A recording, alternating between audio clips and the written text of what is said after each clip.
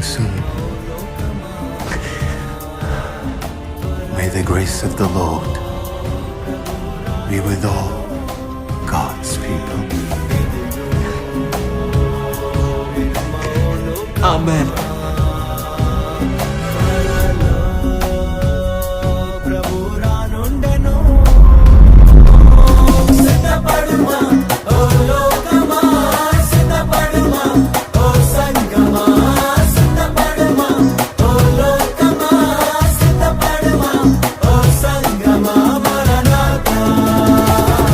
సిద్ధపాఠ స్వరంకు స్వాగతం. రండి మన మూలవాక్యం చదువుకొని ప్రార్థన చేసుకుని వాక్య ధ్యానంలోనికి వెళదాము. సంఖ్యాకాండము 14వ అధ్యాయము 8వ వాక్యము. యెహోవా మన యందు ఆనందించిన ఎడల ఆ దేశములో మనలను చేర్చి దానిని మనకిచ్చును. అది పాలు తేనెలు ప్రవహించు దేశము. ప్రార్థన చేసుకుందాం. సర్వాధికారి అయిన మా ప్రియ పరలోకపు తండ్రి, మీ ఘనమైన నామానికే వందనాలు, స్తోత్రాలు ప్రభా. ఈ ఉదయకాల సమయంలో ఇటు పరిచర్య మాకు అనుగ్రహించిన మీ కృపను బట్టి, మీ కనికరాన్ని బట్టి మీకు వందనాలు, స్తోత్రాలు ప్రభా. విత్తబడిపోవచ్చిన వాక్యము ప్రభా, దుష్టుడు ఎత్తుకొని పోకున్నట్లుగా మీ కృప, మీ కాపుదల అనుగ్రహించండి తండ్రి. నాయనా, విరిచిన ప్రతి ఒక్కరికి మేలుకరంగా ఈ వాక్యమును మీరు ఫలింపచేయండి దేవా. ప్రతి ఒక్కరి అంతరంగంలో నా తండ్రి ప్రభా, నాయనా, మీ యొక్క ఆనందమును నింపునటువంటి కృపా కనికరం ఈ వాక్యమునకు అనుగ్రహించమని క్రీస్తు నామంలో అడుగుచున్నాం పరమ తండ్రి. ఆమేన్. రండి మనం వాక్యాన్ని ధ్యానించుకుందాం.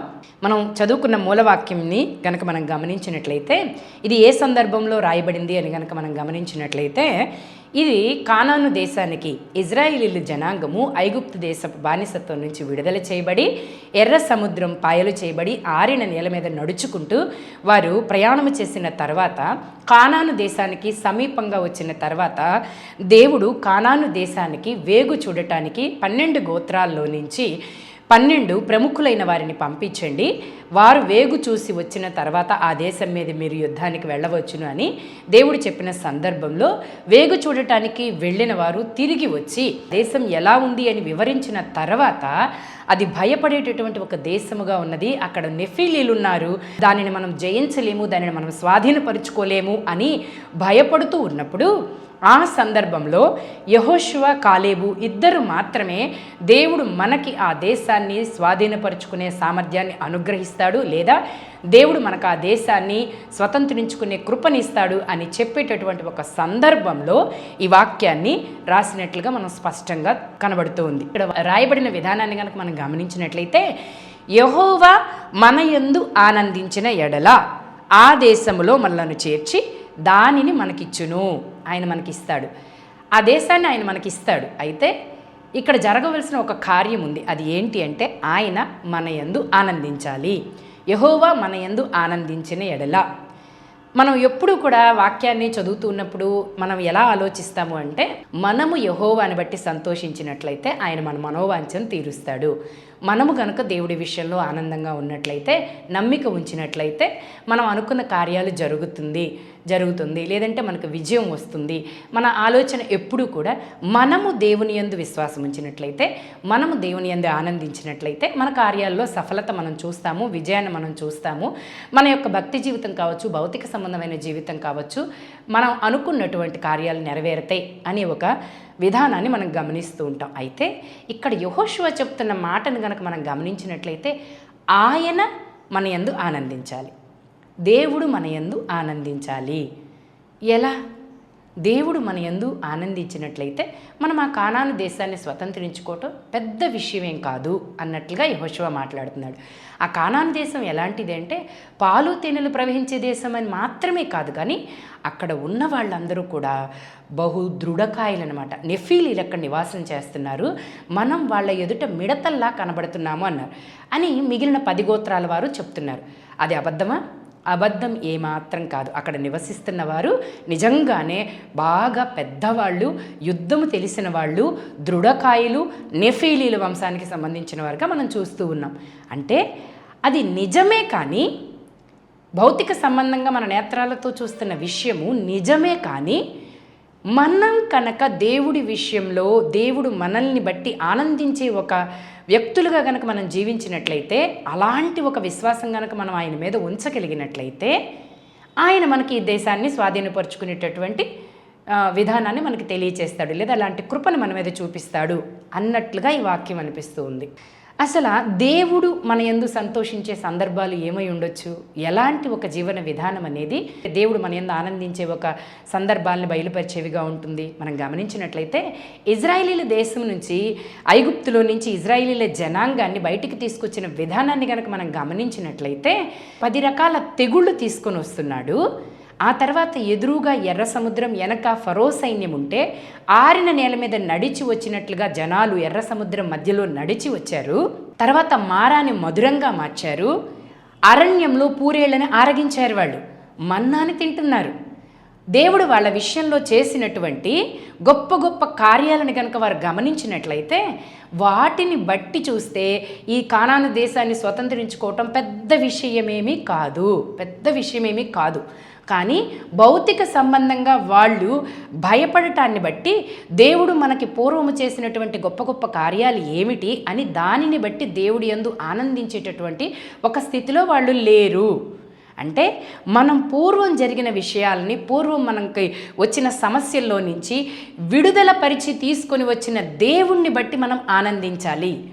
మునుపటి సమస్యను తీర్చిన దేవుడే ఈనాటి నా సమస్యను తీర్చగలడు అనే ధైర్యము, నమ్మిక ఎప్పుడైతే మనలో ఉంటుందో అప్పుడు మనం ఈ సమస్య దేవుడికి పెద్ద విషయం ఏం కాదు, ఈ సమస్య నిజమే, ఇది నాకు భౌతిక సంబంధంగా చూసినట్లయితే చాలా పెద్దగా కనబడుతుంది, కానీ ఇది దేవుడికి పెద్ద విషయం ఏమీ కాదు అని గనక మనం ఆలోచించి దానిని బట్టి నా దేవుడు నాకు తోడుగా ఉన్నాడని మనం ధైర్యం తెచ్చుకుని మనము గనక దేవుడు నాకున్నాడు కనుక నేను భయపడను అని గనక ఆనందించే వ్యక్తులుగా ఉన్నట్లయితే ఆయన నెఫీలీలను కాదు, అంతకు మించిన సమస్యల నుంచి అయినా మనల్ని బయటకు తీసుకొని వచ్చి మనకి కానాను దేశాన్ని స్వతంత్రించుకునేటటువంటి కృపనివ్వగలడు. ఇదే ద్వితీయోపదేశకాండంలో 10వ అధ్యాయం 15వ వాక్యం. అయితే యెహోవా నీ పితరులను ప్రేమించి వారి యందు ఆనందపడి సమస్త జనములలో వారి సంతానమైన మిమ్మును నేటి వలె ఏర్పరచుకొనెను. అసలు ఇజ్రాయేలీల్ని కనుక ఏర్పరచుకున్న విధానాన్ని కనుక గమనించినట్లయితే నీ పితరుల్ని ప్రేమించాడు ఆయన, కాబట్టి నేడు నిన్ను ఏర్పాటు చేసుకున్నాడు అనే వాక్యం మోషే గారు ద్వితీయోపదేశకాండంలో స్పష్టంగా రాయిస్తూ ఉన్నాడు. అంటే మునుపు నీ పితరులు దేవుడు ఆనందించేటటువంటి ఒక స్థితిలో వాళ్ళు జీవించారు. అబ్రహాము ఎవరండి? ఇజ్రాయేలీల పితరులు కనుక గమనించినట్లయితే మూలపురుషుడిగా మనం చూస్తున్న అబ్రహాం గారిని కనుక గమనించినట్లయితే అప్పటికి దేవుడు ఎవరో ఆయనకి తెలియదు, పిలుస్తున్నవాడు ఎలాంటి దేవుడు ఆయనకు తెలియదు.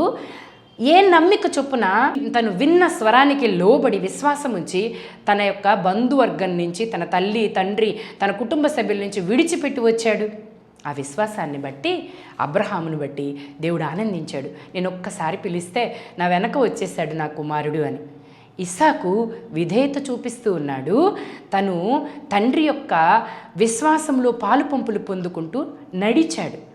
యాకోబు చూసినట్లయితే స్వాస్థ్యం కొరకు ఒక ఆపేక్ష కలిగి ఉన్నాడు.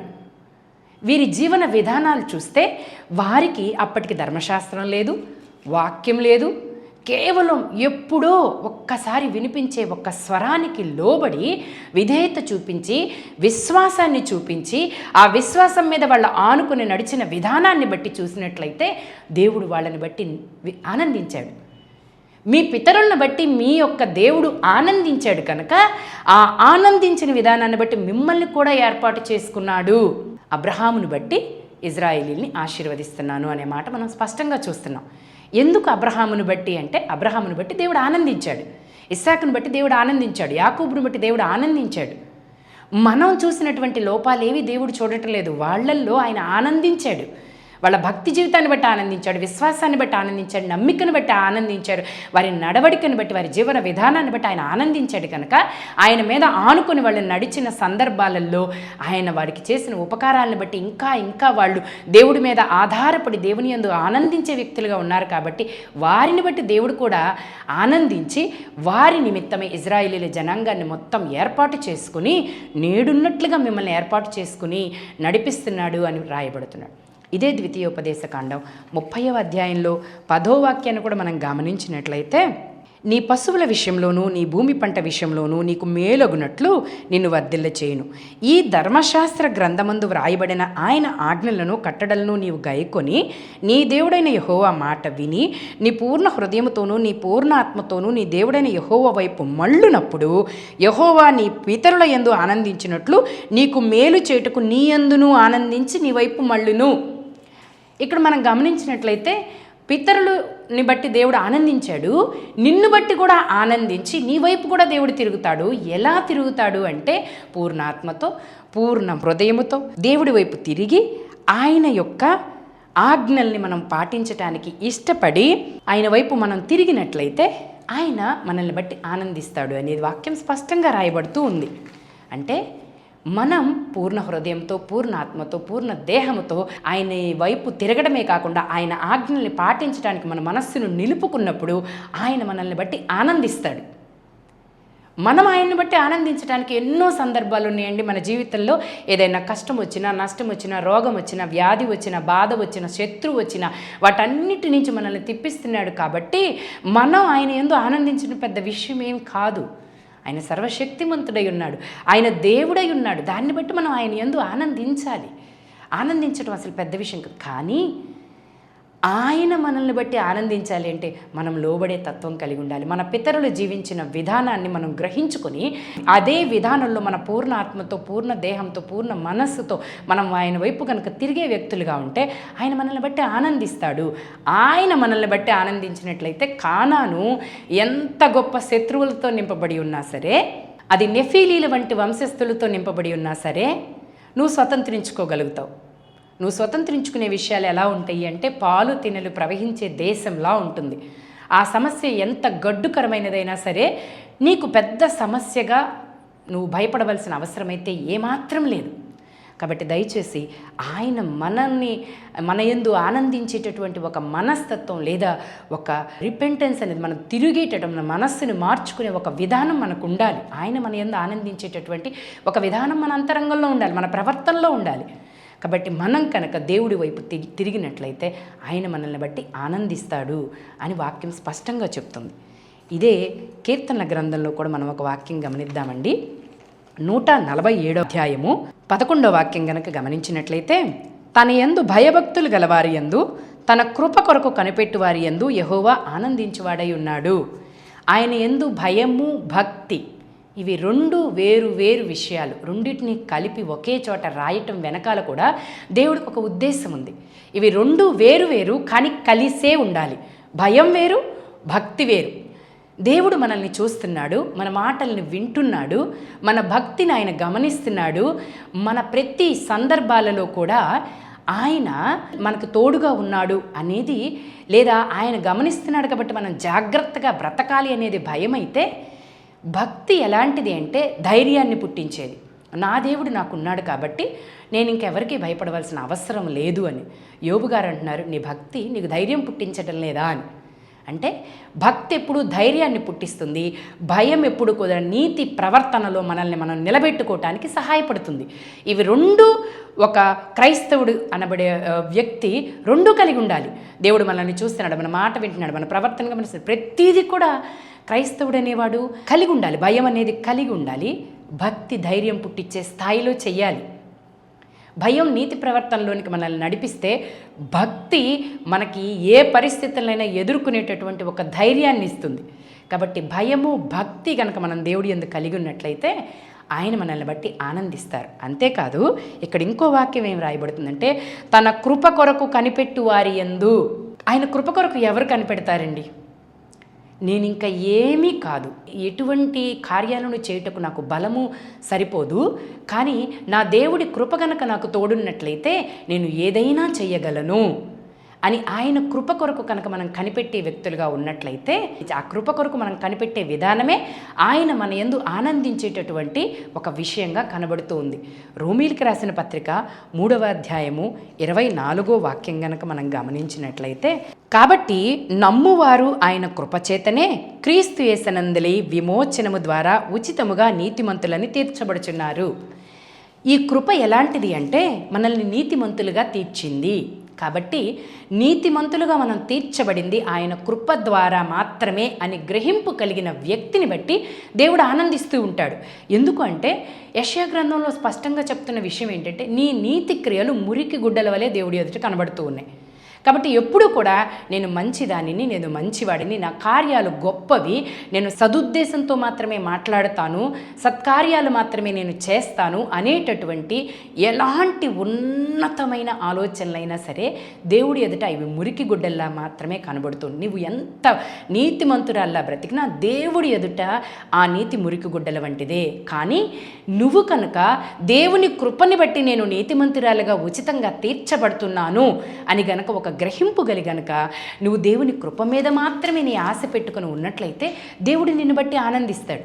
నిజమే, ఎంతోమంది కంటే ఉన్నతమైన భక్తి జీవితం చేస్తున్నావేమో, ఎంతోమంది కంటే ధర్మకార్యాలు, గొప్ప కార్యాలు చేస్తూ ఉన్నావేమో, దాన ధర్మాలు చేస్తూ ఉన్నావేమో.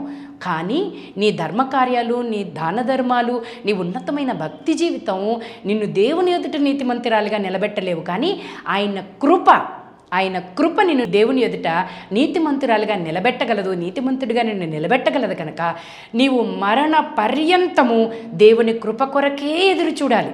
కొర్నేలి గురించి కనుక మనం చూసినట్లయితే అతని ధర్మకార్యాలు, అతని నీతి దేవుని దగ్గరికి వెళుతుంది. అయినప్పటికీ కూడా నువ్వు పేతురు దగ్గరికి వెళ్ళి యేసుని గురించి తెలుసుకో, ఆయన నీతిని గురించి తెలుసుకో, అప్పుడు నువ్వు నీతిమంతుడిగా తీర్చబడతావు అనే మాటను మనం గమనిస్తూ ఉన్నాం. కొర్నేలు ధర్మకార్యాలు చేస్తున్నాడు, తన కుటుంబ సభ్యులందరినీ బట్టి కూడా తనెంతో భక్తి జీవితాన్ని కొనసాగించే వ్యక్తిగా ఉన్నాడు. కాబట్టే దేవదూత ఆయన దగ్గరికి పంపబడుతుంది. అయితే అతనికి కూడా ఒక కొదువు ఉంది. ఏమిటి అంటే క్రీస్తు యేసు వారి రక్తం, ఆయన నీతి కింద మనం చేర్చబడటం. కాబట్టి మనమందరము కూడా మనము కలిగి ఉన్న నీతిని బట్టో లేదంటే మన కార్యాలను బట్టో కాదు, కానీ ఆయన కృప కొరకు కనుక మనం నిత్యము కనిపెట్టుకుని ఆయన కొరకే మనం ఎదురు చూసే వ్యక్తులుగా ఉన్నట్లయితే తప్పక ఆయన మన యందు ఆనందిస్తాడు. ఆయన ఎవరి యందైతే ఆనందిస్తాడో వారు మాత్రమే పాలు తేనెలు ప్రవహించేటటువంటి కానాను దేశంలోనికి ప్రవేశించగలుగుతాం. ఇర్మియా గ్రంథం 9వ అధ్యాయము 23, 24 వాక్యాలు మనం చదువుకుందాం. యెహోవా ఇలాగు సెలవిచ్చుచున్నాడు, జ్ఞాని తన జ్ఞానమును బట్టియు, శూరుడు తన శౌర్యమును బట్టియు అతిశయింపకూడదు, ఐశ్వర్యవంతుడు తన ఐశ్వర్యమును బట్టి అతిశయింపకూడదు. అతిశయించువాడు దేనిని బట్టి అతిశయింపవలననగా భూమి మీద కృప చూపుచు నీతి న్యాయములను జరిగించుచున్న యెహోవాను నేనే అని గ్రహించి నన్ను పరిశీలనగా తెలుసుకొనుటను బట్టియే అతిశయింపవలను. అట్టి వాటిలో నేను ఆనందించువాడనై ఉన్నానని యెహోవా సెలవిచ్చుచున్నాడు.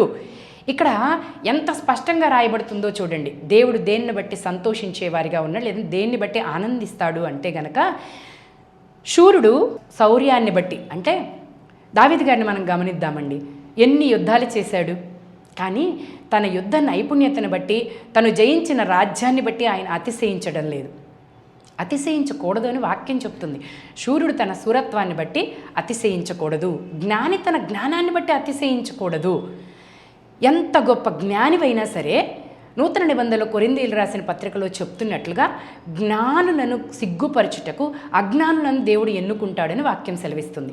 కాబట్టి నీ జ్ఞానాన్ని బట్టి నువ్వు అతిశయించకూడదు, నీ శౌర్యాన్ని బట్టి, నీకున్న ధైర్యాన్ని బట్టి, లేదంటే నువ్వు చేయగలిగిన యుద్ధ నైపుణ్యతను బట్టి నువ్వు అతిశయించకూడదు. కానీ సమస్త సృష్టిని నీతి న్యాయములతో దాన్ని కొనసాగించుతూ, భూమి మీద కృప చూపిస్తూ, నీతి న్యాయాల్ని జరిగించుచు దానిని చక్కగా నడిపించుచున్న దేవుణ్ణి గనుక పరిశీలనగా తెలుసుకొనుటను బట్టి గనక ఎవరైతే ఆ యొక్క ఆసక్తి కలిగి ఉంటారో ఆ ఆసక్తి కలిగిన వ్యక్తిని బట్టి దేవుడు ఆనందిస్తాడు. ఈరోజు మనం గమనించినట్లయితే మనం ఎక్కువగా ఆ మొదటి 2 విషయాల్లోనే ఉంటామండి. అయితే మనకి వాక్యం ఎంత బాగా తెలిసింది. భౌతిక సంబంధమైనవే అవసరం లేదు, ఆత్మ సంబంధమైన విషయాల్లో కూడా మన ఆనందం ఎక్కడ ఉన్నది అనేది మనం గమనించాలి. దేన్ని బట్టి మనం అతిశయిస్తున్నాము అనే విషయాన్ని కూడా మనం గ్రహించుకోవాలి. జ్ఞాని తన జ్ఞానాన్ని బట్టి అతిశయించకూడదు. భౌతిక సంబంధమైన జ్ఞానవంతులని బట్టి మాత్రమే ఇది రాయబడడం లేదు. ఆత్మ సంబంధంగా కూడా తను ఎంత లోతైన మర్మాలను గ్రహించుకునేటటువంటి ఒక వ్యక్తి అయినా సరే ఆ జ్ఞానాన్ని బట్టి తను అతిశయించకూడదు. తన దేవుణ్ణి బట్టే తను అతిశయించే వ్యక్తిగా ఉండాలి. ఇంత గొప్ప జ్ఞానము, ఇంత గొప్ప మర్మాలు ఒక అల్పుడునైన నాకు ఎలా అర్థమవుతున్నాయి?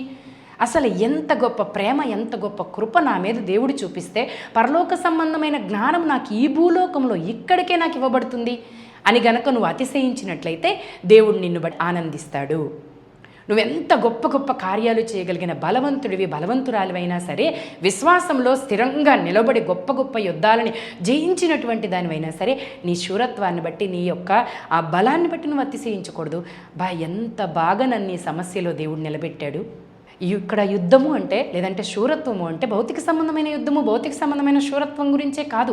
ఆత్మ సంబంధమైన యుద్ధాన్ని గెలిచే వ్యక్తిగా నువ్వు ఉన్నా సరే, నీ అతిశయం దేవుణ్ణి బట్టి అయి ఉండాలి. అప్పుడు దేవుడు నిన్ను బట్టి ఆనందిస్తాడు. పరిశీలనగా తెలుసుకోవటం, ఈ విషయంలో మనం ఎంత వెనకబడిపోతున్నాము అంటే, సృష్టిని చూస్తేనే అది దేవుడు నడుపు ఒక విధానాన్ని బట్టి మనం గమనించినట్లయితేనే దేవుడు తన సాక్ష్యాన్ని తన సృష్టిలో ఉంచాడు అని రోమిలికి రాసిన పత్రిక చెప్తూ ఉంది. అయితే ఈరోజు క్రైస్తవులు మనబడిన మనమే దేవుడు ఎలాంటి వాడు అని పరిశీలనగా తెలుసుకునే విషయంలో వెనకబడిపోతూ ఉన్నాము. పరిశీలించేటటువంటి సమయము, ఆ ఆసక్తి మనకు ఉండటం లేదు. మరి దేన్ని బట్టి దేవుడు మనల్ని బట్టి ఆనందిస్తాడు? ఈ వాక్యం నీ చేతుల్లో పెట్టాడు. ఆయన గొప్ప గొప్ప నీ విశ్వాసాన్ని కాపాడుతున్నాడు, గొప్ప గొప్ప కార్యాలు నీ జీవితంలో చేస్తున్నాడు. అన్నిటికంటే ఉత్తమమైన గొప్ప మేలుకరమైనది ఏంటంటే రక్షణ నీకు అనుగ్రహించాడు. వీటన్నిటిని బట్టి ఈ సృష్టి ఆయన ఎంత న్యాయవంతంగా పరిపాలిస్తున్నాడు అనే విషయాన్ని, ఆయన ఏమై ఉన్నాడు అనే విషయాన్ని నువ్వు నిత్యము పరిశీలించే వ్యక్తిగా ఉంటున్నావా? దేవుణ్ణి పరిశీలనగా తెలుసుకునే విషయంలో క్రైస్తవులమైన మనమే వెనకబడిపోతున్నాం. మనకంటే అన్యులు చాలా ఉన్నతంగా ఉన్నాడు. దేవుడండి దేవుడండి అంటారు. మనము దేవుని యొక్క పరిశీలనగా తెలుసుకునే విషయంలో మనం వెనకబడిపోయి ఉంటున్నాం. ఆయన ఏమై ఉన్నాడు అని మనం గమనించాలి, మనం తెలుసుకోవాలి. ఆ విషయంలో మన ఆసక్తి కలిగి ఉండాలి. ఆసక్తి విషయంలో మాంద్యులు కావద్దని నూతన నిబంధన స్పష్టంగా మనల్ని హెచ్చరిస్తూ ఉంది. వాక్యాన్ని పరిశీలించటంలో, దేవుని యొక్క కార్యాలు మన జీవితంలో, అవతలి వారి జీవితాల్లో ప్రతి విషయంలో కూడా నిత్యము మనం ఆసక్తి కలిగి ప్రతి విషయాన్ని పరిశీలించటంలో కనుక మనం గనక ఆసక్తి కలిగి ఉన్నట్లయితే దానిని బట్టి దేవుడు నిన్ను బట్టి ఆనందిస్తాడు. నువ్వు పరిశీలనగా దేవుని తెలుసుకుంటూ గనక ఉన్నట్లయితే నీ విషయంలో దేవుడు ఆనందిస్తాడు. కాబట్టి ఒక విషయాన్ని మనం బాగా స్పష్టంగా తెలుసుకోవాలి. మొట్టమొదటిగా మన పితరులు జీవించినటువంటి జీవన విధానం ఏంటి, వాళ్ళు అనుసరించిన విషయం ఏంటి, ఆయన మన యందు ఎలా వారి యందు అలా ఆనందించాడు. అదే విషయాలు మన జీవితంలో వచ్చినప్పుడు మన యందు కూడా దేవుడు ఆనందించాలి అంటే మనం ఎలాంటి ప్రవర్తన కలిగి ఉండాలి, ఎలాంటి విశ్వాసం కలిగి ఉండాలి, ఎలాంటి ఒక నమ్మిక కలిగి ఉండాలి అనేది మనం గ్రహించుకుంటూ రావాలి. తర్వాత నిత్యము కూడా ఆయన కృప కొరకు మనం కనిపెట్టేవారిగా మనం ఉండాలి. ఆయన యందు భయభక్తులు కలిగిన జీవన విధానాన్ని మనం విస్మరించకూడదు. అనునిత్యం ఆ విషయాల్లో బహు జాగ్రత్త కలిగి ఉండాలి. అంతేకాకుండా మనం కలిగిన బలాన్ని, మనం కలిగిన ధనాన్ని, మనం కలిగినటువంటి మన యొక్క భక్తి జీవితాన్ని బట్టి కూడా మనం అతిశయించడానికి వీలు లేదు. దేవుడు ఎంత గొప్పగా మన జీవితాల్లో కార్యం చేస్తున్నాడు, అన్యుల జీవితాల్లో ఎలా కార్యం చేస్తున్నాడు. ఎందుకంటే ఈ లోకాన్ని నడిపిస్తున్నది దేవుడే. కేవలం మనల్ని మాత్రమే కాదు, ఈ లోకాన్నే నడిపిస్తున్నది దేవుడు.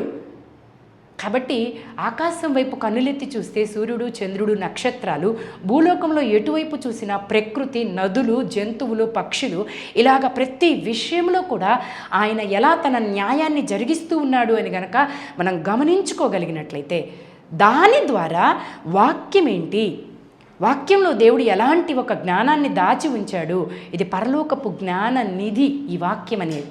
సో భూలోకంలో ఉంటూనే నువ్వు పరలోకపు పరిశుద్ధ దేవుడి గురించిన జ్ఞానాన్ని అన్వేషించే వ్యక్తిగా ఉండి ఆసక్తి కలిగిన వ్యక్తిగా ఉన్నట్లయితే, ఈ 3 విషయాలను మనం కొనసాగించే వ్యక్తులుగా ఉన్నట్లయితే కనుక దేవుడు మన యందు ఆనందిస్తాడు. కాబట్టి మనం ఎప్పుడు కూడా ఆసక్తి కలిగి మనము మన భక్తి జీవితాన్ని కట్టుకుంటూ ఉండాలి. ఏ రోజు కూడా అది ఎలాంటి సందర్భమైనా సరే మన ఆసక్తిని మనం కోల్పోకూడదు, మన భక్తిని మనం కోల్పోకూడదు, మన విశ్వాసాన్ని మనం కోల్పోకూడదు. మన అతిశయం దేవుడై ఉండాలి. ఈ యొక్క క్రమము కనుక మనం పాటిస్తూ ఉన్నట్లయితే ఆయన మన యందు ఆనందిస్తూ ఉంటాడు. ఆయన కనుక మన యందు ఆనందించినట్లయితే పాలు తేనెలు ప్రవహించేటటువంటి కానాను దేశాన్ని స్వతంత్రించుకోవటం పెద్ద విషయమేమీ కాదు. అది భౌతిక సంబంధమైన కానానైనా, ఆత్మ సంబంధమైన పరలోకపు కానానైనా దానిని మనం స్వతంత్రించుకోవటానికి మనం ప్రయాసపడవలసిన అవసరం లేదు. మన మార్గాలు మనకి బహుప్రియములైపోతాయన్నమాట. యాత్ర చేయు మార్గాలు బహుప్రియంగా అయిపోతాయి మనకి. ఎందుకంటే ఆయనే మనల్ని బట్టి ఆనందిస్తూ ఉన్నాడు కనుక మనం కూడా ఆయన్ని బట్టి ఆనందించేటటువంటి స్థితిలోనికి ప్రయాణం చేయగలుగుతాము. ఆ మార్గం మనకి చాలా సుగమంగా అనిపిస్తూ ఉంటుంది. మన ప్రయాణం చాలా తేలికగా ఉంటుంది. తేలికగానే కాదు, ఆనందంగా జరిగిపోతూ ఉంటుంది. కాబట్టి మనము ఆయనని బట్టి ఆనందించటమే కాకుండా మన జీవన విధానము ఆయన కూడా మన యందు ఆనందించేటటువంటి ఒక విధానమై ఉండాలి. అప్పుడు కానాను దేశం స్వతంత్రించుకోవటం మనకి ఎంతో తేలిక. కాబట్టి మనందరం కూడా ఆయన మన యందు ఆనందించేటటువంటి భక్తి జీవితంలోనికి ఎదుగుదాము. మన అతిశయం ఆయనని గ్రహిద్దాము. ఆయన ఇంకా ఈ లోకంలో ఎలాంటి కార్యాలు చేయబోతున్నాడో అని పరిశీలిద్దాము. వీటన్నిటి యందు ఆసక్తి కలిగి మనం ఉందాం. అప్పుడు దేవుడు మనల్ని బట్టి ఆనందిస్తాడు. దానిని బట్టి మనము పరలోకపు వారసులుగా చాలా తేలికపాటి ప్రయాణం చేయగలుగుతాము. ఆత్మ సంబంధమైన యుద్ధాలు మనకు పెద్ద కష్టమేమీ కావు. ప్రతి విషయంలోనూ మనము విజయాన్ని పొందుకుంటూ ఆయన్ని బట్టి మనము కూడా అతిశయిస్తూ ముందుకు వెళ్ళగలుగుతాం. రండి మనం ప్రార్థన చేసుకుందాం. సర్వాధికారి అయిన మా ప్రియ పరలోకపు తండ్రి, మీ ఘనమైన నామానికే వందనాలు, స్తోత్రాలు నా తండ్రి. ప్రభ, కృపా కనికర సంపన్నుడా నాయన, ఎప్పుడూ కూడా మేము నీ యందు ఆనందించటాన్ని బట్టే నా తండ్రి ప్రభ నాయన, దాని చుట్టూనే తిరిగే మమ్మలను మీరు కూడా మమ్మల్ని ఆనందిస్తారు అని, మా యందు ఆనందిస్తారు అని, అలాంటి దానికి కూడా మార్గాలు మీరు మా వాక్యంలోనే, మీరు అనుగ్రహించిన ఈ దైవ వాక్యంలోనే ఉంచారు అని మేము గ్రహించుకునేటటువంటి కృప మాకు అనుగ్రహించారు. అందుని బట్టి మీకు వందనాలు, స్తోత్రాలు. వినుచున్న ప్రతి ఒక్క బిడ్డ, నేను కూడా మీరు ఆనందించేటటువంటి ఒక ఉన్నతమైన భక్తి జీవితం చేసే కృపని, కనికరాన్ని మాకు అనుగ్రహించండి. పరిశుద్ధాత్మదేవ, నిత్యము మీరు బోధించువారై ఉండగా ఆ బోధను వింటూ మేము నడిచేవారిగా ఉండే కృపను అనుగ్రహించండి. మీ కృపలో మమ్మల్ని వర్ధిల్ల చేయమని క్రీస్తు యేసు వారి దివ్యనామమునందు అడుగుచున్నాము పరమ తండ్రి. ఆమేన్.